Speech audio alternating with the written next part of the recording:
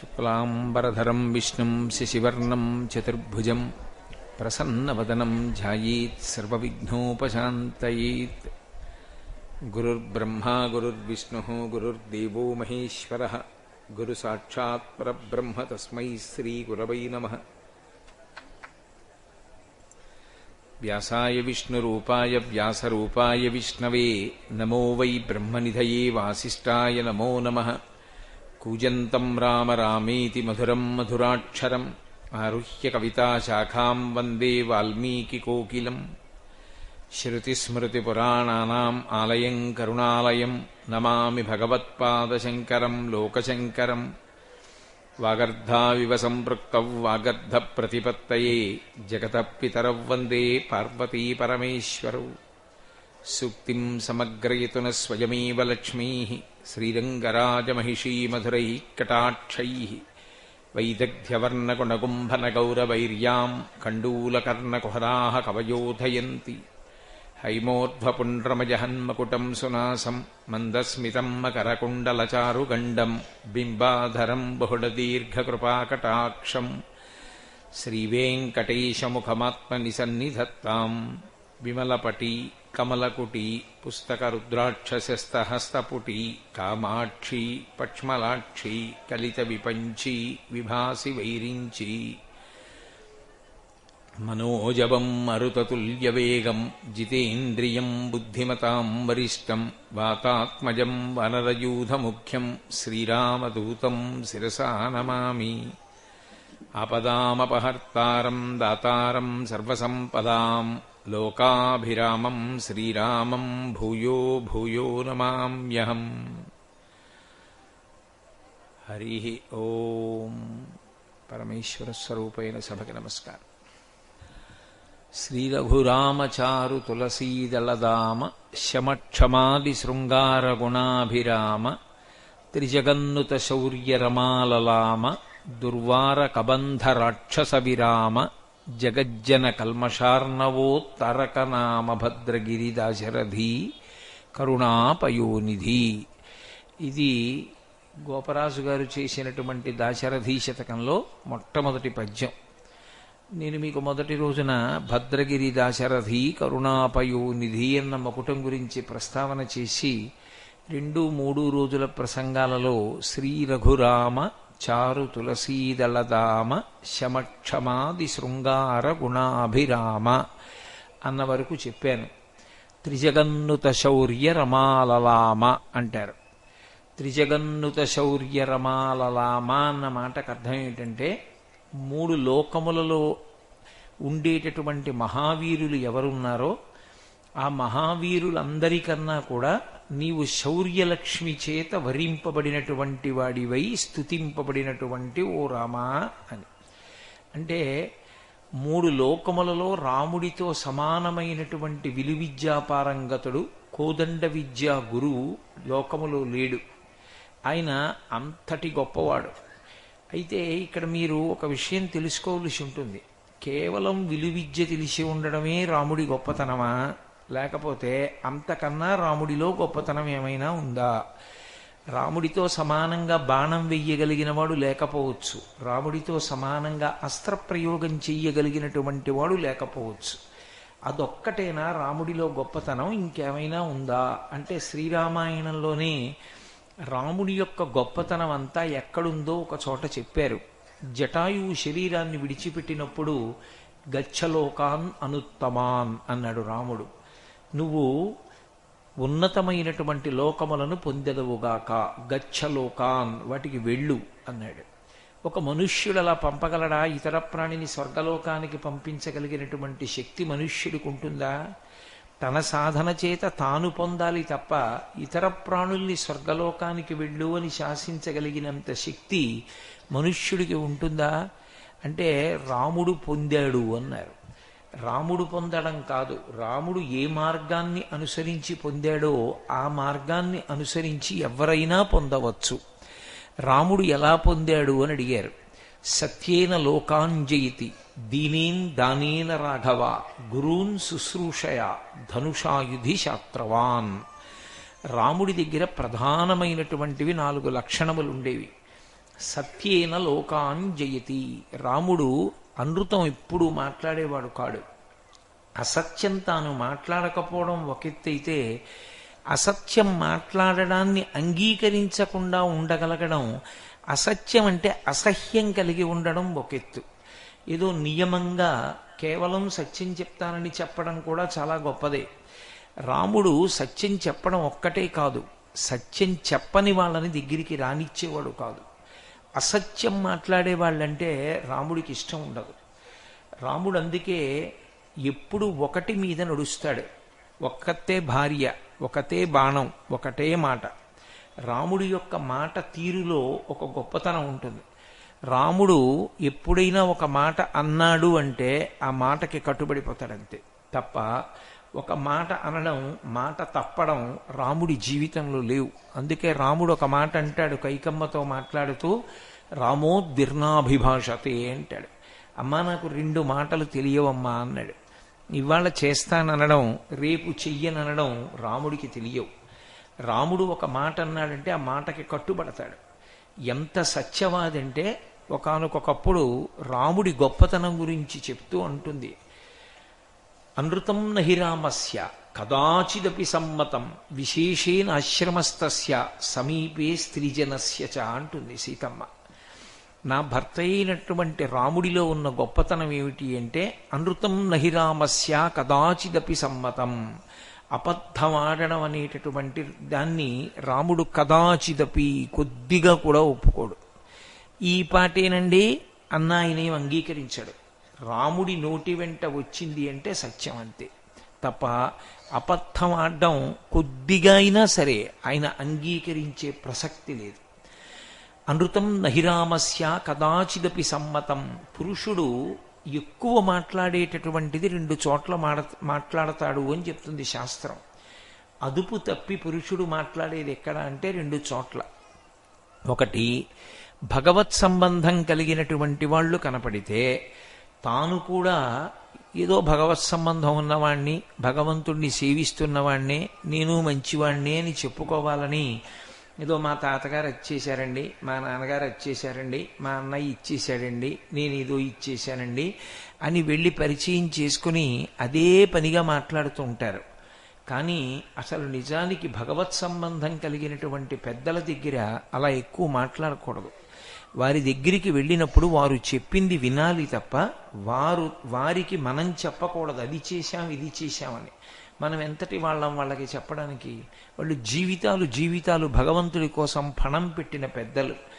అందుకే ఆశ్రమ ప్రాంగణాలకు వెడితే అక్కడ రాముడు మాట్లాడడం, పెద్దలు చెప్పిన మాటలు వింటాడంతే. కాబట్టి అనృతం రహిరామస్య కదాచిదపి సమ్మతం విశేషేణ ఆశ్రమస్తస్య సమీపే స్త్రీజనస్య చ. ఆడవాళ్లు పక్కనుంటే పురుషుడు కొంచెం ఎక్కువ మాట్లాడతాడు, అదొక బలహీనత పురుషులకు. కానీ రాముడు అటువంటి బలహీనతలకు అతీతుడు.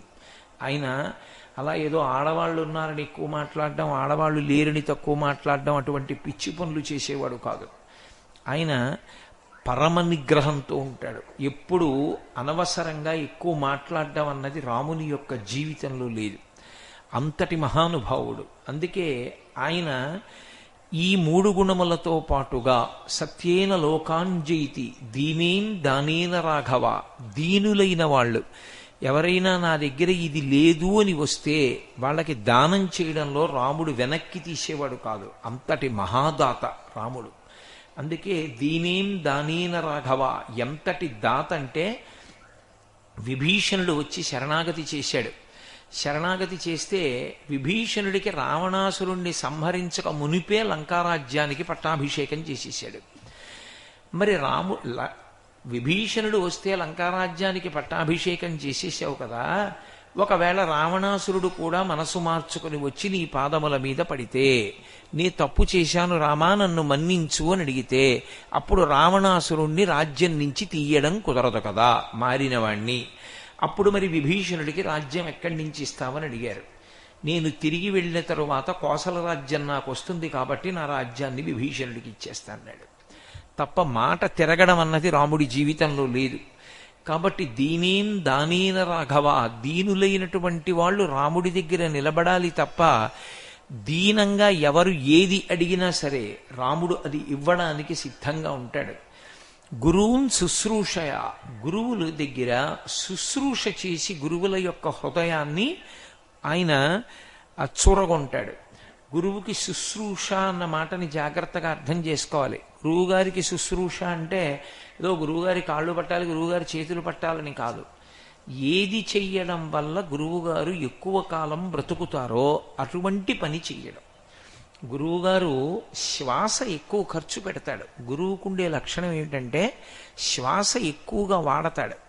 శ్వాస మీదే ప్రాణం ఆధారపడి ఉంటుంది. భగవంతుడు మనకి ప్రాణం ఇచ్చినప్పుడు ఆయుర్దాయాన్ని సంవత్సరాల్లో లెక్క కట్టి ఇవ్వరు.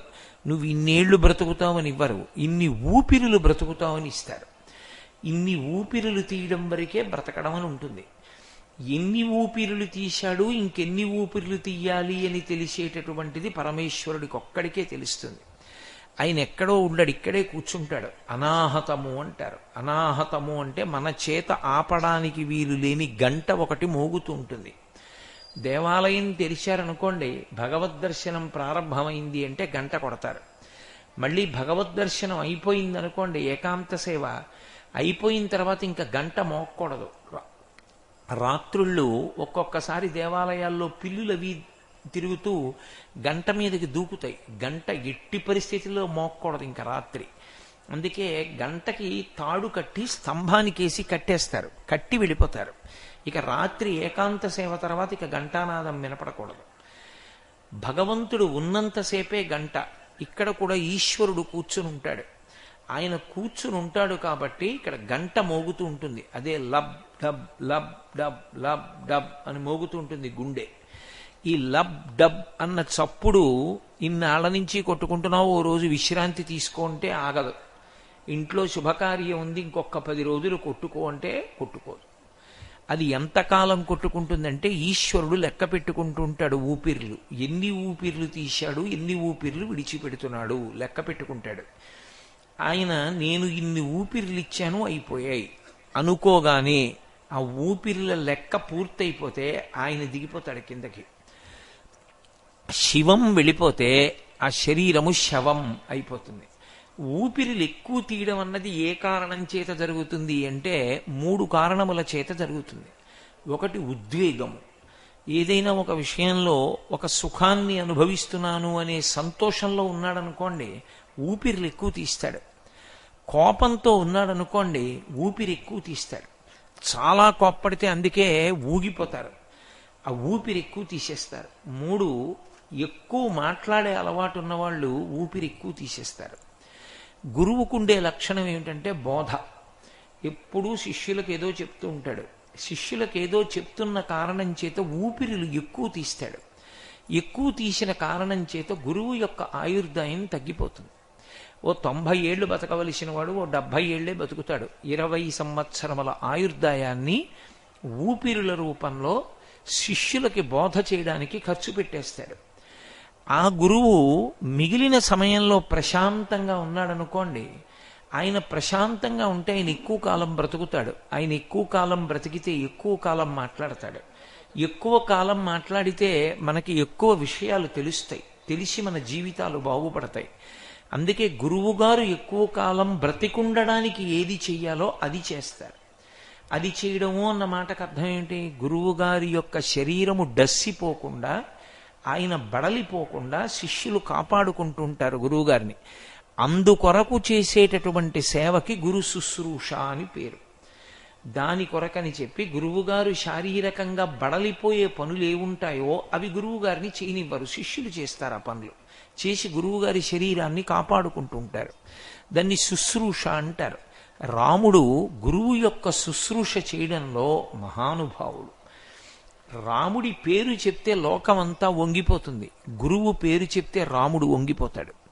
నేను ఎన్నోసార్లు చూశాను, నా జీవితంలోనే అనుభవం ఉంది.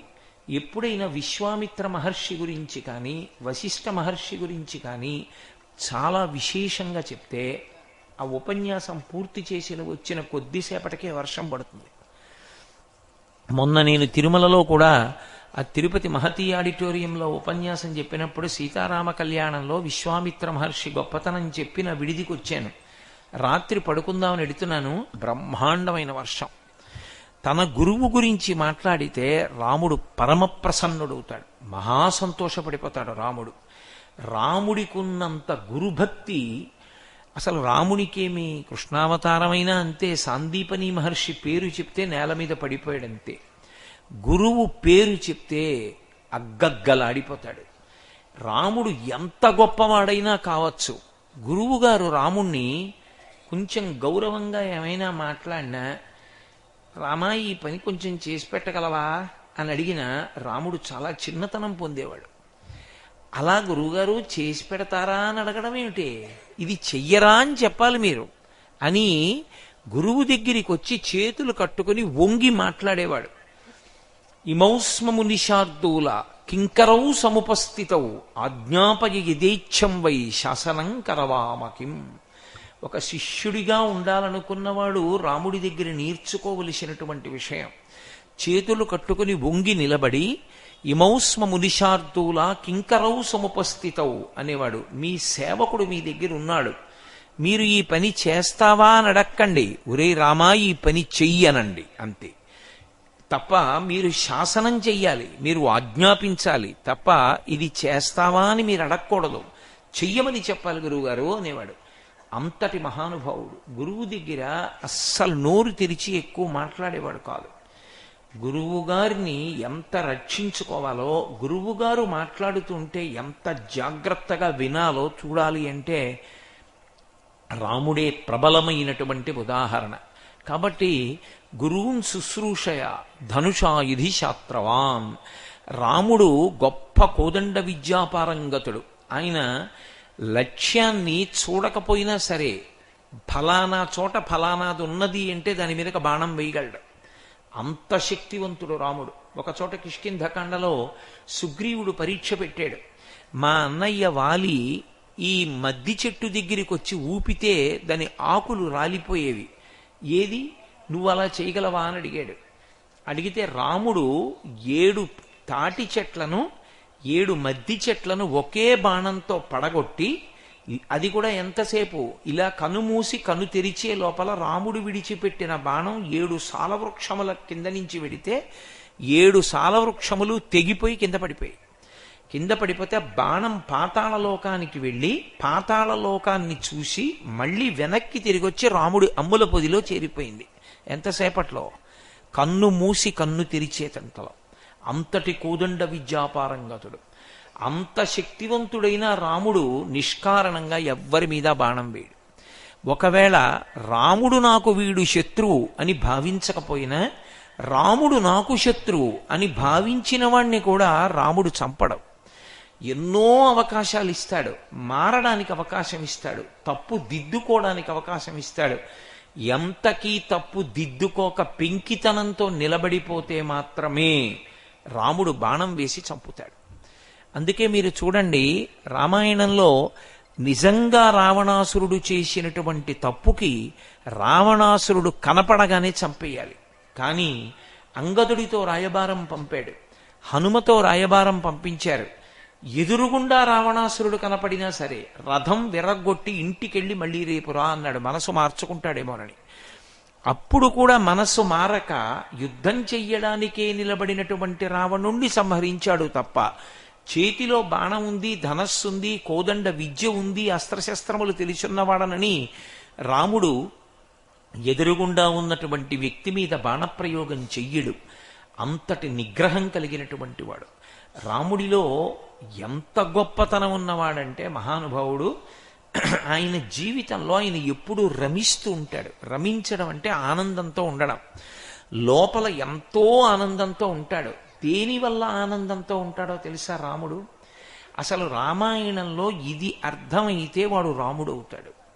రాముడు ఎందుకు ఆనందంగా ఉంటాడంటే తన కర్తవ్యం తాను చేసి సంతోషంగా ఉంటాడు. ఇతరులు ఎలాంటి వాళ్ళు, దాంతో సంబంధం ఉండదు రాముడికి. రాముడు అబద్ధం ఆడ్డు. రాముడు అబద్ధం ఆడడు కాబట్టి రాముడు అమాయకుడు అనుకుని ఇంకొకడు అబద్ధం చెప్పాడు అనుకోండి, వాడు అబద్ధం చెప్పాడు చూసావా, నన్ను అమాయకుడిని అనుకున్నాడు, నన్ను చేతకాని వాడిని అనుకుంటున్నాడని రాముడు ఖేదపడడు. నా కర్తవ్యం నేను చేశానా లేదా, ఆ కర్తవ్యంతో ఆనందాన్ని పొందుతాడు తప్ప కలిసొచ్చిందా కలిసి రాలేదా అని సంతోషపడ్డావు. నీ చెయ్యవలసింది చేశానా లేదా, అదొకటే రాముడి సంతోషానికి కారణం. చెయ్యవలసింది చేస్తూ ఉంటాడు, సంతోషిస్తూ ఉంటాడు. దానివలన ఏం జరిగింది, అది ఈశ్వరుడికి విడిచిపెడతాడు. ఈశ్వరుడు ఏ ఫలితాన్ని ఇస్తే ఆ ఫలితాన్ని అంగీకరిస్తాడు. అందుకే రాముడి లాంటి మహితాత్ముడు, రాముడి లాంటి వినయమూర్తి లోకంలో కనపడడు. వాల్మీకి రామాయణంలో లేదు కానీ, అలాగని నేను చదివినటువంటి రామాయణాలు ఎక్కడా లేదు కానీ, రాముడి వినయం చెప్పడానికి ఒక చమత్కారమైనటువంటి కథ ఒకటి చెప్తూ ఉంటారు. ఏదో రాముడి అంతఃపురంలో కూర్చుని కొంతమంది మాట్లాడుకుంటున్నప్పుడు ఒక వ్యక్తి అన్నాడు, ఒరేయ్, రాముడు సముద్రాన్ని దాటి వెళ్ళి రావణాసురుణ్ణి సంహరించాడు కదా, సముద్రాన్ని దాటి వెళ్ళేటప్పుడు రామచంద్రమూర్తి సముద్రం మీద నడవలేదు కదా, తోడుగా వెళ్ళినటువంటి వానరులు సముద్రంలో సేతువు కడితే ఆ సేతువు కట్టడానికి ఉపయోగించినటువంటి రాళ్ల మీద నడిచి కదా సముద్రం దాటి వెళ్ళాడు. సముద్రాన్ని వానరులు సేతువు కడితే సేతువు మీద నడిచి వెళ్ళి దాటి రావణ సంహారం చేసినటువంటి రాముని కన్నా ఒక్క దూకులో సముద్రాన్ని యువతల వైపు నుంచి అవతల వైపుకి వెళ్ళిన హనుమ గొప్పవారు కాదా అన్నాడు. ఎవరో అక్కడ వంట చేసుకుంటూ మాట్లాడుకుంటున్నారు అంతఃపురంలో పరిచారికలు. అంటే యువతల వాళ్ళు అన్నారు, నిజమే, రాముడు సేతువు మీద నడిచి వెళ్ళాడు, హనుమ సేతువు మీద నడిచి వెళ్ళలేదుగా, ఒక్క దూకులో వెళ్ళిపోయారు సముద్రం దాటి. రాముడి కన్నా హనుమే గొప్పవారు అన్నారు. అక్కడ కూర్చున్న ఇంకొంతమంది అన్నారు, కాదురా, రాముడు కాదు హనుమ కాదురా, మూడోవాడు ఉన్నాడు, ఆయన గొప్పవాడు. ఎవరు? అగస్త్య మహర్షి. ఆయన సముద్రాన్నంతటినీ ఆచమనం చేద్దాం అనుకున్నాడు. ఆచమనం అంటే 3 మాటలు పుచ్చుకోవాలి, ఓం కేశవాయ స్వాహ, ఓం నారాయణాయ స్వాహ, ఓం మాధవాయ స్వాహ అని. ఆయన 3 మాటలు పుచ్చుకుందాం అనుకుని ఇలా పెట్టి సముద్రాన్ని తాగితే ఒక మాటే సరిపోయింది. ఆచమనం చేయడానికి 3 మాటలు చాలలేదు. ఆచమనం చేయడానికి కూడా సరిపోక ఒక్కసారే తన యొక్క చేతిలో పట్టుకుని సముద్రాన్నంతటినీ ఔపోసన పట్టినటువంటి అగస్త్య మహర్షి రాముడి కన్నా హనుమ కన్నా గొప్పవాడు కదురా అన్నారు. ఈలోగా హనుమతో కలిసి రామచంద్రమూర్తి అంతఃపురంలోకి వచ్చారు. వచ్చి రాముడు కుర్చీలో కూర్చున్నాడు, కాళ్ల దగ్గర హనుమ కూర్చున్నారు. చూసేవాళ్ళకి అనిపించింది, రాముడి కన్నా హనుమ గొప్పవారు కదా, ఏమిటో ఇది కాళ్ళ దగ్గర కూర్చుంటారు ఏమిటనుకున్నారు. ఈలోగా అగస్త్య మహర్షి వచ్చారు. వచ్చి అగస్త్య మహర్షి రాముడికి నమస్కారం చేశారు. రాముడు లేచి నిలబడి అగస్త్యుడికి నమస్కారం చేశాడు. వీళ్ళ హనుమ కన్నా గొప్పవారు కదా అగస్త్యుడు, అటువంటి వాడేమిటి రాముడిని అంత గౌరవిస్తాడు అనుకున్నారు. వీళ్ళందరి అనుమానం తీర్చాలి, రాముడు ఏమీ తెలియనట్టుంటాడు. అందుకని ఆయన అన్నాడు, మహాత్ములారా, మీ ముందు నేనెంతటి వాణ్ణి, వానరులందరూ కట్టినటువంటి సేతు మీద కదా నడిచి వెళ్ళాను లంకా పట్టణానికి, హనుమలా ఒక్క దూకులో దూకేనా ఏమి, మీలా సముద్రాన్ని ఔపోసన పట్టానా, నేనే పాటివాణ్ణి అన్నాడు. అంటే హనుమ వెంటనే లేచి అన్నారు, అయ్యయ్యో మీరలా అనకూడదు రామా, సముద్రాన్ని నేను ఒక్క దూకులో దూకానంటే అది నా శక్తి కాదు, మీ నామం చెప్పి రామనామం చెప్పుకుంటూ దూకేశాను. కాబట్టి అది మీ నామం యొక్క గొప్పతనం, మీ యొక్క గొప్పతనం. యథారాఘవ నిర్ముక్త శరస్వసన విక్రమ గచ్చే తత్వద్గమిష్యామి లంకాం రావణపాలితాం అంటారు సుందరకాండలో. మీ పేరు చెప్పుకున్నందుకు దూకేశా సముద్రాన్ని. మీ పేరులోనే అంత గొప్పతనం ఉంటే మీలో ఎంత గొప్పతనం ఉంది, మీది తప్ప నాది కాదన్నారు. అగస్త్య మహర్షి లేచి అన్నారు, మహానుభావ, నేను సముద్రాన్ని ఆచమనం చేయడం ఏమిటయా, నేను ఆచమనం చేయలేదు, ఓం కేశవాయ స్వాహ అన్నాను. కేశవుడు ఎవరు? నువ్వే. నీ పేరు చెప్పబట్టే ఆచమనం చేసేశాను ఒక్కసారి, అది నీ నామానికి నీలోనూ ఉన్న శక్తి, అంతేకాని నా శక్తి కాదన్నారు. ఏమీ తెలియని వాళ్ళ రామచంద్రమూర్తితో సార్ అలా చూశారు. ఇప్పటిదాకా మాట్లాడుకుంటున్న వాళ్ళందరూ లేచి నిశ్శబ్దంగా నమస్కారం చేశారు, రామా ఎంత గొప్పవాడివని. కాబట్టి రాముడు ఎంత గొప్పవాడైనా తన నోటితో తాను ఎప్పుడూ నీ గొప్పవాడినండు, నేనెంతటి వాడిని అంటాడు. అంతటి వినయం కలిగినటువంటి వాడు. అందుకే గోపరాజు గారు ఆయన గురించి చెప్తూ, శ్రీ రఘురామ చారు తులసీదళదామ శమక్షమాది శృంగార గుణాభిరామ త్రిజగన్నుత శౌర్య రమాలలామా, 3 లోకములతో మీతో సమానమైనటువంటి వీరుడు రామా లేడు అన్నారు.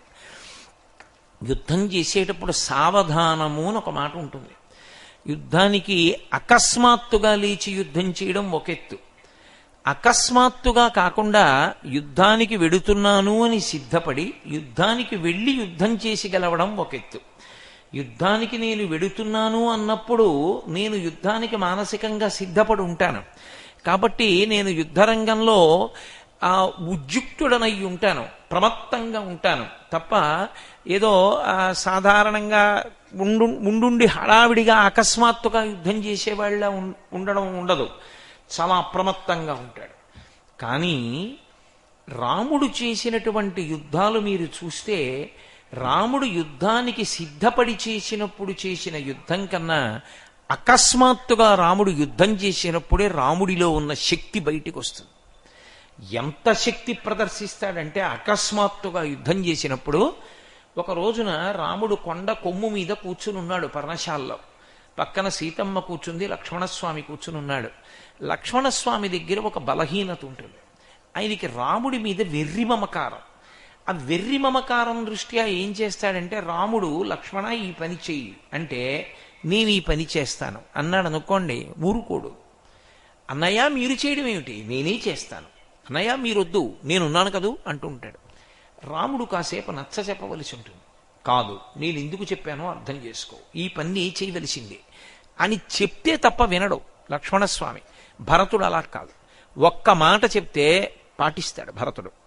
అది లక్ష్మణ భరతులకి ఇద్దరికీ మధ్య ఉండేటటువంటి వ్యత్యాసం రామాయణంలో.